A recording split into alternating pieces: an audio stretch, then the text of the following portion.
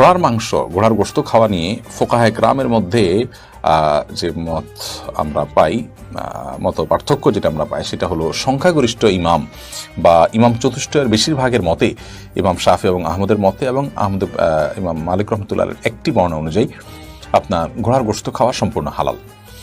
আর ইমাম আবু হানিফা রাহিমাহুল্লাহর মত অনুযায়ী ঘোড়ার গোশত খাওয়া মাকরুহ, বিশেষ করে যখন ঘোড়ার গোশত খাওয়ার ফলে আপনার যুদ্ধ বিগ্রহের জন্য ঘোড়া ব্যবহার হয় এবং ঘোড়ার যে মূল উদ্দেশ্য বাহন হিসাবে তাকে আল্লাহ রাব্বুল আলামিন তৈরি করেছেন। তো কোরআনে কারীম আল্লাহ তাআলা তার বিবরণ দিতে গিয়ে বলেছেন লিতারকাবুহা ওয়াজিনা, যে এটা তোমরা যাতে এটাতে বহন করো বা এটাকে বাহন হিসাবে তোমরা গ্রহণ করতে পারো।